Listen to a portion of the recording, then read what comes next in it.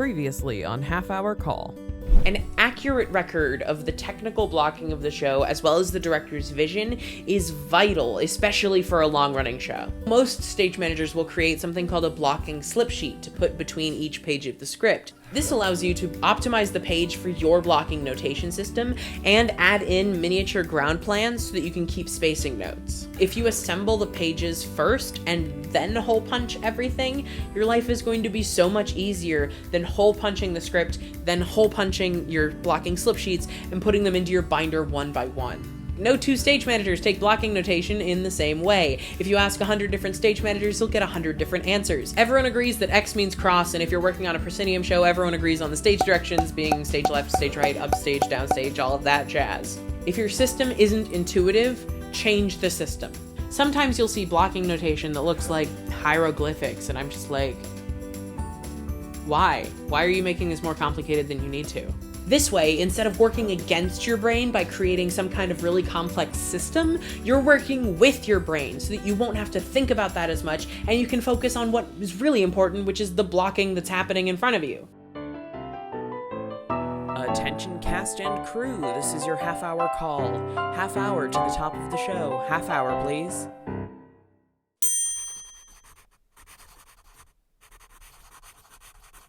So we've talked a lot about how to notate, but what are you going to notate? Where are the actors, furniture, and props in the space?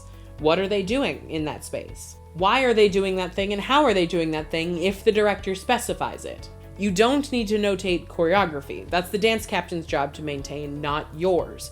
But to blatantly steal from my mentor Claudia Lynch, you should take the blocking of the dance. That just means where are the bodies in the space. So instead of Tombe pas de bourrée, soda shah, bat ma, you'll write Jenny crosses downstage left. I also notate lifts, jumps, interaction with furniture, changes in elevation, and that's pretty much as specific as I get. Anything that might be a lighting cue or affect the lighting because of where the bodies are in the space. The example I'm about to do is from the Tony Awards performance of Waving Through a Window from Dear Evan Hansen, and that is all that I would write, right? Like that's as far as I would go in terms of choreography. Anything more dancey than that would be purely the domain of the dance captain. And with that said, let's go! Alrighty friends, so here we are all set up to take the blocking for the Tony Awards performance of Waving Through a Window. What I'm gonna do is I'm gonna do it 4 times. I'm gonna watch it 4 times, so it's still gonna move a lot faster than a real rehearsal would, and I'm not sure how accurate it's gonna end up being because of the angles for the Tony Award performance, but we're gonna figure out what happens.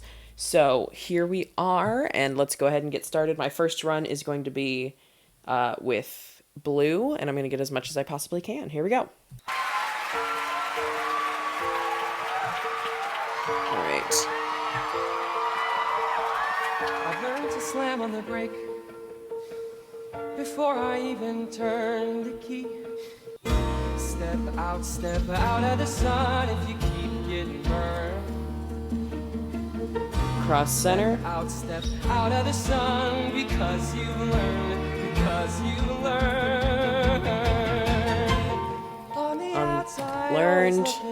Will I ever be more than I've always been? Cause I'm tapping on the glass. I'm waving through a window. I try to speak, but and he's staying still. So I wait around for an answer to appear while this is really not an interesting song to take blocking for. Step out of the sun because you've learned, on the outside, always looking in. Will I ever be more than I've always been? Cause I'm tapping on the glass, waiting through a window. I try to speak, but nobody can hear, so I wait around for an answer to appear while I'm watching people pass, waiting through a window. Can anybody see? Is anybody waiting? When you're falling in a forest and there's nobody around, do you ever really crash or even make a sound? When you're falling in a forest and there's nobody around, do you ever really crash or even make a sound? When you're falling in a forest and there's nobody around, do you ever really crash or even make a sound? there's a lot of people happening. Okay, everyone else enters. It's like I never made a sound. Will I ever make a sound? On the outside, always looking in. Will I ever be more than I've always been? 'Cause I'm tapping on the glass. Waiting through I didn't get anyone's positions. I try to speak, but nobody can hear. So I wait around for an answer to appear while I'm X to watching line. waiting through a window. Can anybody see? Is anybody waving back at me? Is anybody waving? Waving, waving. Whoa. All right, so that's take one. So let's do that once more. This take is gonna be in green, and yes, I know I'm doing blocking in a pen, non-erasable pen. Get over it. Did I even make a sound? Did I even make a sound? It's like I never made a sound. Will I ever make a Connor, sound?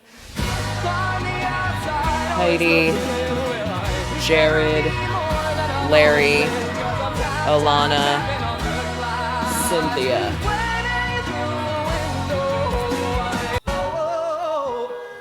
Zoe, Can anybody Cynthia, see? Is anybody Jared, waving back at me? Larry, Alana, Is anybody Heidi. waving?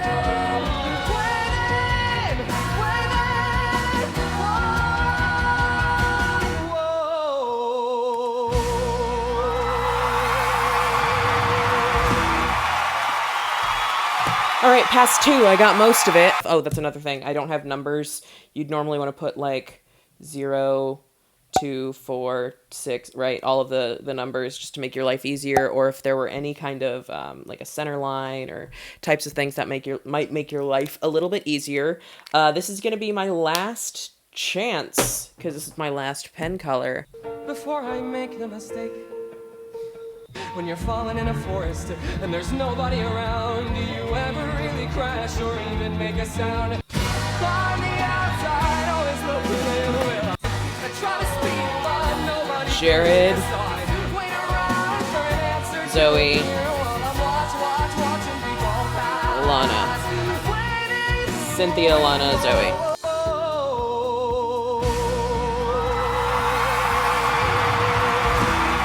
Down in the description below, there are links to a PDF version of the working copy that I took all 4 notes on, and then I transcribed that into a clean copy so you can kind of see more of what it would look like in a final archive. Now, I would be remiss if I did not mention digital options for taking blocking. I'm a pen and paper person myself, but I think it's important that you know that these options are out there. StageWrite is kind of the industry standard in terms of apps for this, but it costs money to use, and everyone on your team would have to have their own subscription. So I don't think it's the best choice.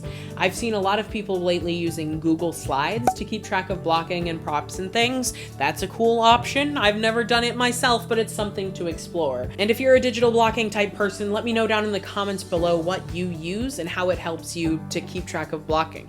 So if you create a blocking notation system that is intuitive to you and allows you to accurately, quickly, and legibly take notes of blocking and the artistic vision of the show, you will be armed with everything that you need to maintain the show for as long as you're a part of it. As always, thank you so much for watching. I hope you enjoyed this video. If you did, give me a big thumbs up for the YouTube algorithm and let me know about it in the comments down below. My name is Kent, and this has been your half-hour call. This snazzy feathered production assistant, as well as other cool stage management merchandise, is now available at kentjamescollins.com/store. Link in the description below.